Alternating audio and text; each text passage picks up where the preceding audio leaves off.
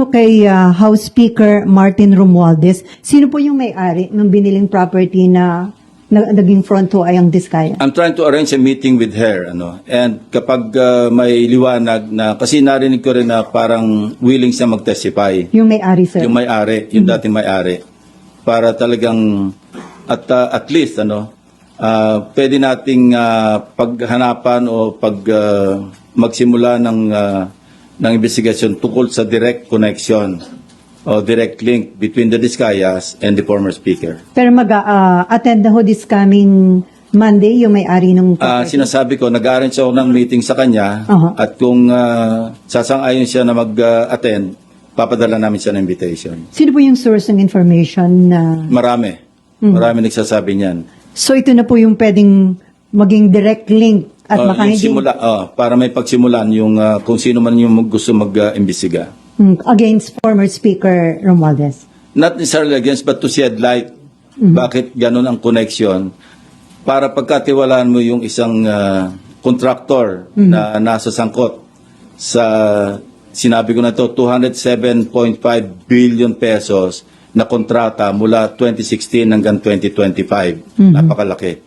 So kung mayroong koneksyon, dapat na maliwanagan natin kung bakit ganong kalakas ang tiwala para ipagkatiwala mo yung pagbili ng isang house and lot sa isang subdivision, sigat na subdivision sa Makati City.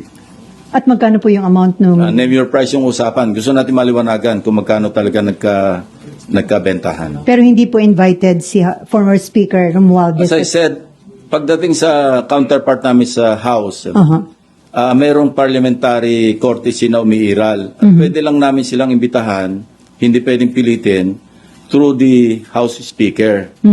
Pero kung ayaw nilang mag-attend, wala rin kaming magagawa. Kasi ganun din ang dapat na tratong ginagawa nila sa amin dahil nga sa umiiral na interparliamentary courtesy between the two houses. May witnesser na harap to testify on that. Meron. And what do you make of that? Well, deliberate. Ibig sabihin, no-cover up niya talaga. Kaya looking back, naalala ko, meron siyang binanggit tungkol sa ilahat ko sa aking privilege speech doon sa nauhan. Ang sabi niya, mali raw yung grid coordinates. Although sigurado kami, kasi personal naming pinuntahan ng teams namin, yung mismong ghost flood control project. At nakausap mismo yung barangay chairman, mga tao doon, na talaga merong nakalaan na proyekto na hindi nagawa. No? So, doon pa lang, kasi nag-flashback sa akin yun eh. Kaya pala, sinasabi niyang ang grid coordinates daw mali, yung pala, nasa utak niya, alam niyang minali niya. Hindi naman kami, kasi at that time, sa privilege speech ko, wala pa naman yung sumbong sa Pangulo website eh. At least yung first privilege speech. So, nag-rely kami sa sarili naming sources. But eventually, I think sa second namin, nag-rely kami sa sumbong sa Pangulo. So, ganito kasi yung istorya. Ang unang report, 421 out of 8,000, di ba? So, yun, bloated yun. Why? Because when the AFP, yung composite team or teams ng AFP, PNP, yung DepDev, kung pupunta sila sa isang lugar para mag-inspeksyon ng suspected ghost flood control projects, at mali yung grid coordinates, siyempre wala sila makikitang project. So, i-report nilang ghost yun. So, ang outcome, masyadong bloated yung 421. So, substantially, lower dapat yung bilang ng ghost flood control projects. Yun ang naging resulta nun. And the DPWH is now trying to rectify by comparing yung multi-year planning and scheduling. Kasi yun yung nasa plano, alam mo, multi-year. Compare sa PCMA, yung sa monitoring. Pagka nagtugma, yun talaga yung grid coordinates. So yun ang ginagawa nila ngayon. At merong isusupina namin do sa STECOM, tulad na sinabi ko kanina, yung DPWH. Nag-usap na kami ni Secretary Vince Dizon tungkol dito. Magpapadala siya ng 2 USEC para mag-testify at dalhin lahat yung dokumento kasi do sa STECOM. Sir, anong ibig sabihin sa complicity ni Secretary Bonoan doon sa previous ghost flood control project? Well, maliwanag. Maliwanag kasi even sabihin natin hindi siya maging principal. Sa cover up pa lang, no? kitang-kita mo yung kanyang complicity. Now, Secretary Bonoan is in the United States. More or less, may idea naman kami, yung authorities, kung nasan siya doon. And minomonitor naman siya ng ating embahada ron. So, kung may lalabas na warrant para sa kanya, kasi papadala namin siya ng subpoena. At siyempre, hindi siya makakarating, makukontempt siya at pa-issue din namin ng warrant. Even in the absence of a judicial warrant, we can request the proper authorities para maibalik siya sa Pilipinas. May criminal liability ba? Tingin nyo yung sa pag-cover up niya? Hindi lamang doon kasi sabit na nga siya, di ba? In-implicate na siya ni Bernardo na tumatanggap siya, binadalan siya ng 1 billion pesos doon sa sinasabing listahan na hinandle ni Bernardo. So, kumbaga minor lang itong pag-cover up niya sa complicity o sa criminal case o cases na haharapin niya. So sir, sa halip na makipag-cooperate, nag-submit pa siya deliberately ng incorrect. Well, that's part of misleading Malacanang. Kasi yung sinabit niya sa PMS, yun niya, incorrect.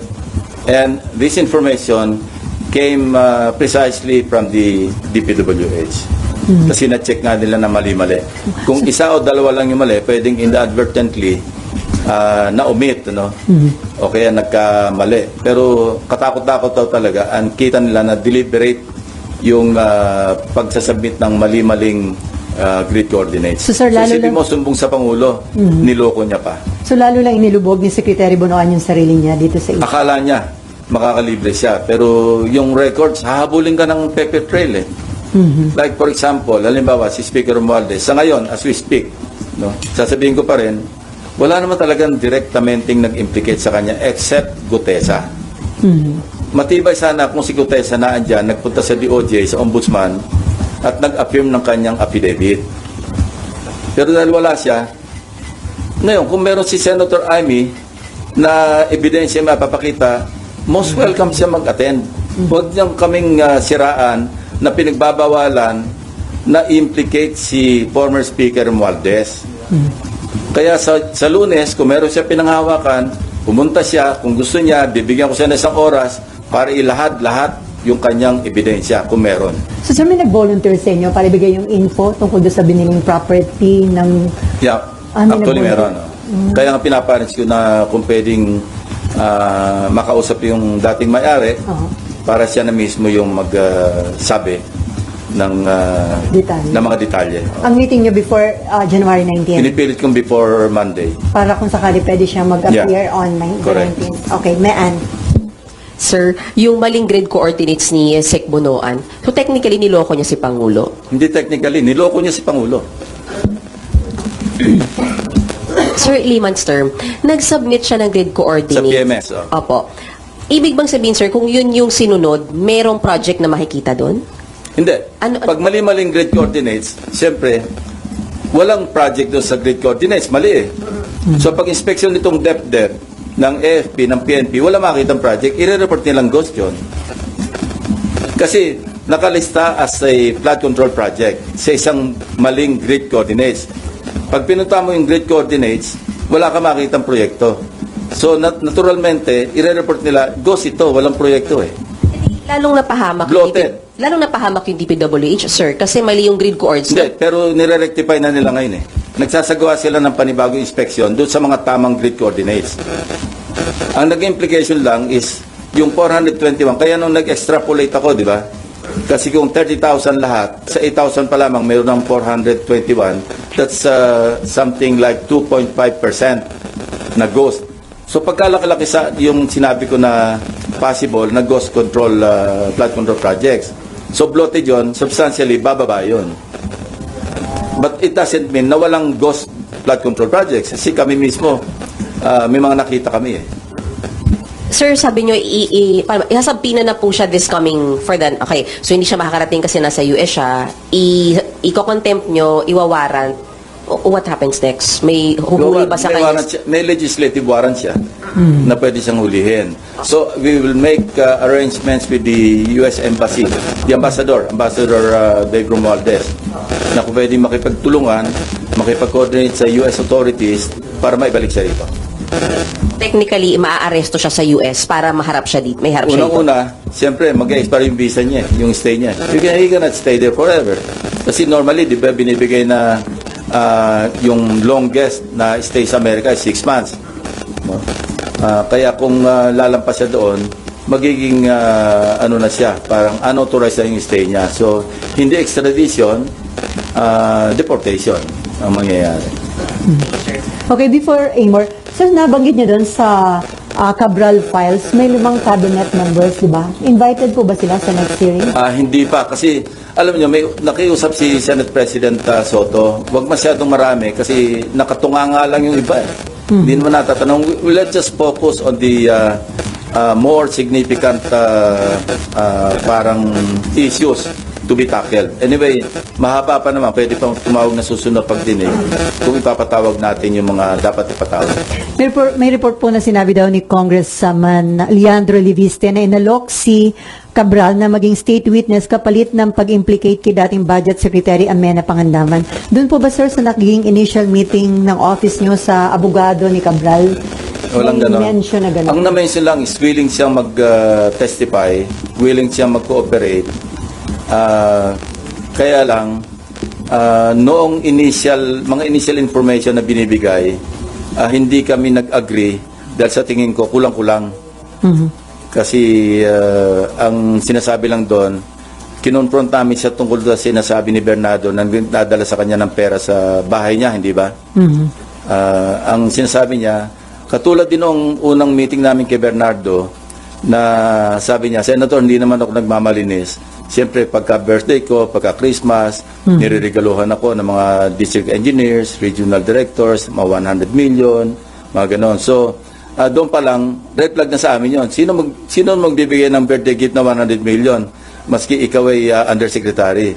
So, nagsenyasan kami ng aking dalawang legislative staff na wag na naming gambalain kasi nga, nag-open up na. Ganon din yung kay Undersecretary Cabral. Through the lawyer, hindi ko naman nakaharap si Undersecretary. Ang preliminary namin noon yung lawyer. In fact, magmi-meeting ulit kami ng lawyer, I think tomorrow. Ni Cabral? Lawyer ni Cabral. Para anyway, kasi meron siyang binahagi sa aming dokumento rin. Ito na nga yung December 27, 2024 SARO na nanggaling sa unprogrammed appropriations. 50 billion pesos na 30 billion doon ay flood control projects. At doon sa 30 billion pesos worth of flood control projects, katakot-takot ang ghost.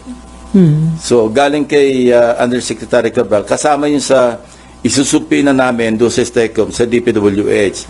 Lalo na sa files pa rin nila yon para ma-authenticate, para maging official yung pinanggaling. Kasi unofficially, tinan over sa akin ng lawyer ni Undersecretary Cabral yon. So, kailangan manggaling mismo doon sa original source, which is the DPWH. At sabi nila, dadali nila. So, sir, si Amena Pangandaman, hindi kasama doon sa 5 cabinet members? Saka na natin na pag-usapan yung issue na yon. Unahin muna natin sinasabi ko na gusto namin matakel muna. Okay. Amor, and then si Nympha, and then si